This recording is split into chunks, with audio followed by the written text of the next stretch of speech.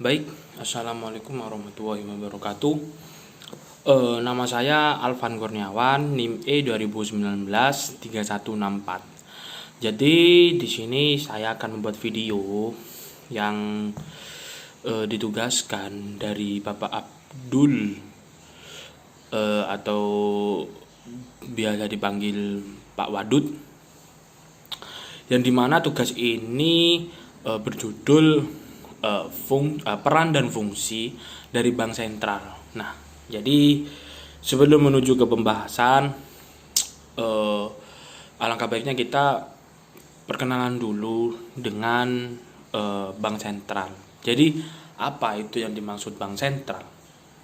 Nah, jadi bank sentral itu merupakan atau sebuah instansi.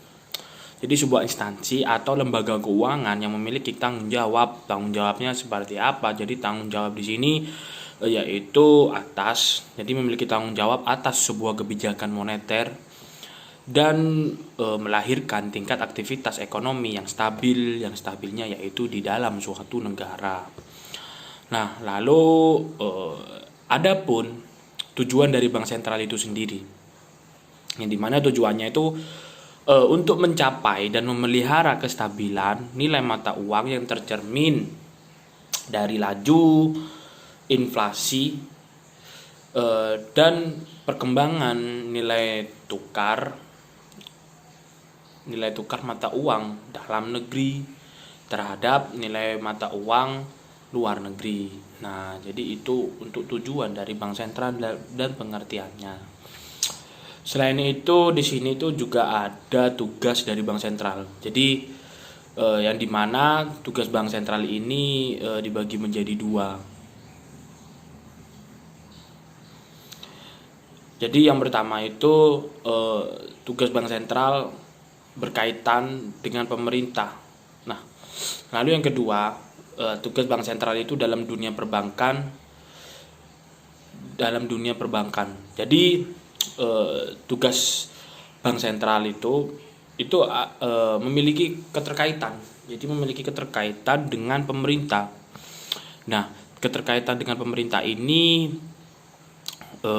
itu terbagi menjadi 6. Nah, yang dimana yang pertama itu menyediakan kredit terhadap pemerintah. Nah, jadi maksud kredit terhadap pemerintah itu gimana? Jadi bank sentral ini yang menyediakan sebuah kredit terhadap bank-bank yang dimiliki oleh pemerintah. Jadi misalkan kalau di bank BCA atau bank Mandiri itu biasanya kan meminjamkan kredit terhadap orang. Nah, ini bedanya kalau bank sentral ini menyediakan sebuah kredit, tapi menyediakan kreditnya itu bukan terhadap orang tapi terhadap bank-bank. Jadi contohnya itu penyediaan kreditnya itu bisa terhadap semua bank BCA, Bank Mandiri, BNI, BRI dan lain-lainnya. Lalu yang tugas kedua sebagai mengatur kas pemerintah. Nah, jadi apa sih? Jadi yang dimaksud mengatur kas pemerintah ini gimana?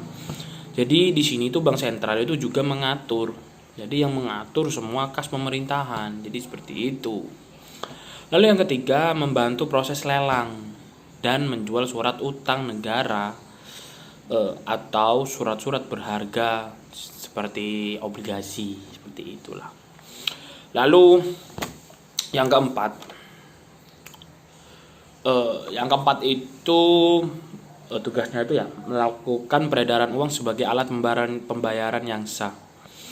Jadi yang dimaksud itu jadi yang dimaksud peredaran uang sebagai alat pembayaran sah ini di sini tugas bank sentral ini juga sebagai pengedar, bukan pengedar narkoba tapi pengedar uang, yang dimana bank sentral ini mengedarkan uang itu yang sebagai alat pembayaran atau alat pertukaran yang sah. Jadi hanya bank sentral saja yang mengedarkan uang atau alat tukar yang sah. Nah, lalu yang kelima, mempunyai hak penuh terhadap pencetakan dan produksi uang. Nah, yang dimaksud memiliki hak penuh ini jadi bank sentral inilah yang mencetak dan memproduksi. Nah, jika ada orang lain atau bank lain atau sebuah organisasi yang lain yang memproduksi sebuah uang, maka uang tersebut pasti dipastikan uang palsu. Dikatakan uang palsu karena ya uang yang benar-benar resmi itu atau uang yang digunakan oleh kita sehari-hari itu produksinya dilakukan oleh bank sentral itu sendiri, bukan di organisasi atau perorangan. Nah, jadi petugas bank sentral itu yang menyediakan sebuah kredit terhadap bank-bank BCA, bank-bank kecil. Lalu kita yang mengambil uang tersebut melalui bank-bank seperti BCA, Mandiri, dan BNI, BRI seperti itu. Lalu yang keenam, mempunyai hak tunggal. Jadi mempunyai hak tunggal terhadap percetakan uang. Jadi yang memiliki hak tunggal emang tunggal satu. Nah, sedangkan tugas bank sentral ini dalam dunia perbankan itu juga ada juga. Bank sentral itu dalam dunia perbankan. Jadi yang pertama itu sebagai menentukan suku bunga, kedua sebagai banker, ketiga melakukan pengembangan kredit yang sehat, keempat itu melakukan pembinaan semua barang yang ada, kelima itu mengatur. Nah, di sini tuh mengaturnya seperti apa? Jadi mengatur, melakukan pengontrolan dan perluasan jaringan. Nah, serta lalu lintas pembayaran. Nah, yang keenam itu melakukan support. Jadi melakukan support dan mendorong masyarakat untuk menjalankan usaha yang lebih produktif dan lebih sehat. Jadi seperti itu. Jadi itulah tugas-tugas dari bank sentral. Ya, entah itu bank sentral yang berkaitan dengan pemerintah maupun tugas bank sentral yang berkaitan dengan dunia perbankan. Nah, jadi seperti itu. Lalu di sini tuh bank sentral itu memiliki wewenang. Jadi wewenangnya itu ada 3. Jadi memiliki 3 wewenang.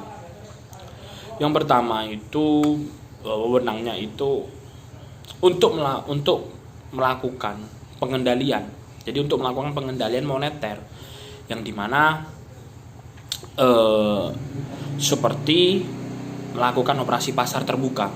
Jadi melakukan operasi pasar terbuka ini merupakan sebuah penetapan tingkat diskonto dan juga melakukan penerapan cadangan. Jadi wajib minimum itu semua merupakan kewenangan dari bank sentral itu. Lalu yang kedua,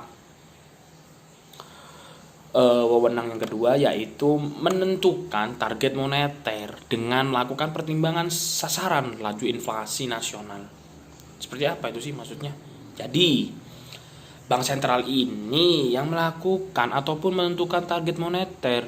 Jadi dengan melakukan pertimbangan sasaran laju inflasi nasional. Jadi untuk lebih jelasnya itu ketika uang yang dipegang pemerintah itu terlalu banyak ya, maka bank sentral ini secara otomatis akan menaikkan sebuah inflasi.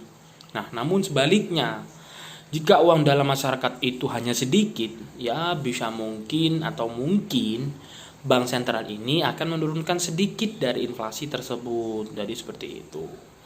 Lalu yang ketiga, melakukan pengontrolan. Jadi wewenang yang ketiga itu melakukan pengontrolan kebijakan yang berhubungan dengan keuangan dan uang atau keuangan juga. Jadi yang maksudnya itu yang dimana kebijakan keuangan ini yang dimaksud itu seperti ada penerapan kebijakan diskonto, lalu ada penerapan cadangan wajib yang dimana wajib itu wajib minimum dan pengontrolan pembiayaan dan kredit. Nah, jadi seperti itu video penjelasan dari saya yang berjudul peran dan fungsi dari bank sentral. Jadi jika ada salah kata atau dalam salah penyampaian dalam hal materi, saya mohon maaf sebesar-besarnya. Jadi cukup sekian. Wassalamualaikum warahmatullahi wabarakatuh.